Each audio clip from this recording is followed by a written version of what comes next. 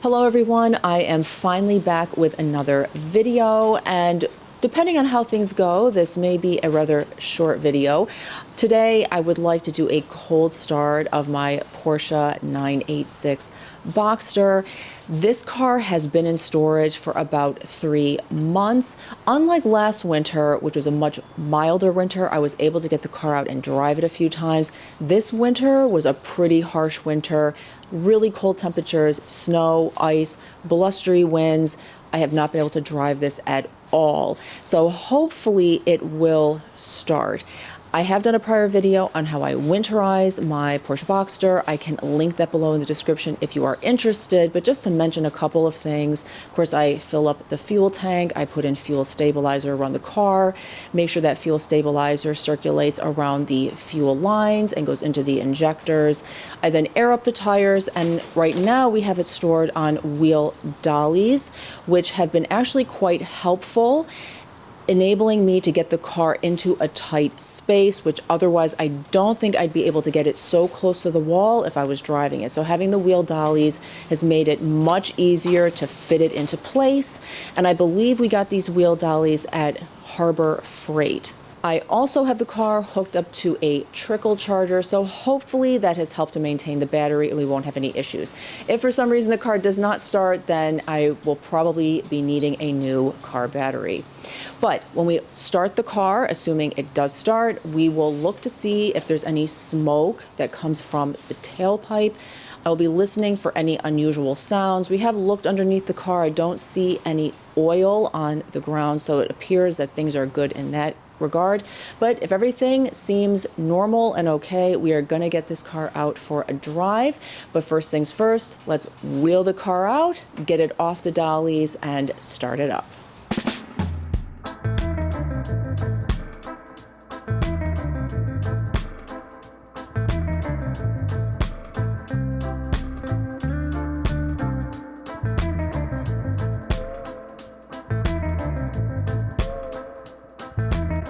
Okay, so we have it in place. Now, because I have not opened this car in a while, the key fob may not work. And I have noticed this before, if I haven't driven it for about a week, that it won't work. And so I have to re-engage the key. So let's see if it works.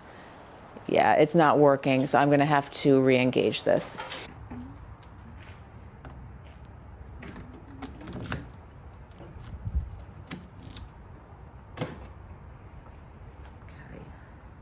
It's not working. All right, so I'm now gonna pop the hood so we can remove the trickle charger.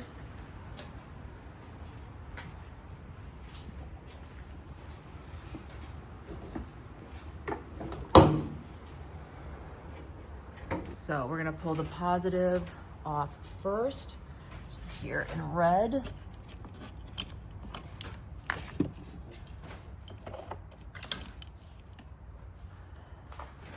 Close this up. And now let's see if it starts. All right, so we now have the camera in position. So when I turn on the car, you'll be able to see whether there's any puffs of smoke, and hopefully not, and we will be good to go. All right, let me get this started.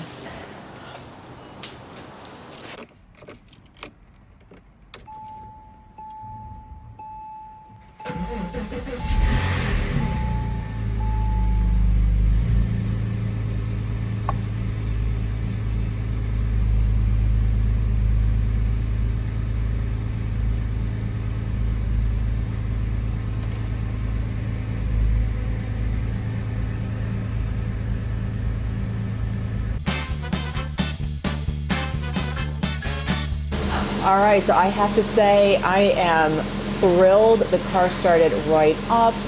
No puffs of smoke. Everything looks good. I don't hear any rattling. So we're going to remove the wheel dollies and then take it for a spin.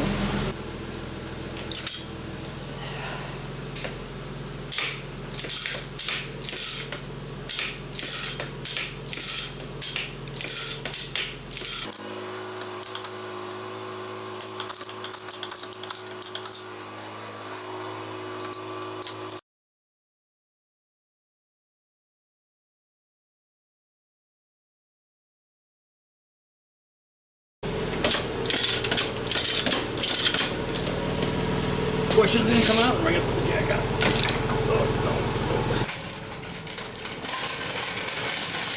So to remove the dollies in the back, we have to use the jack to lift up a suspension piece to remove, the wheel dollies. Our floor is uneven here. If you have an even floor, you might not need to do this, but in our case, we do need to use the jack to get the rear wheel dollies off. Unfortunately, I have to do a voiceover here. I lost my audio because my phone paired with my Bluetooth. But essentially what I was saying is that the car felt wonderful, felt the same as it did when I put it away for the winter. It's just a testament to the importance of winterizing the vehicle, and I'm really looking forward to driving it this spring and summer.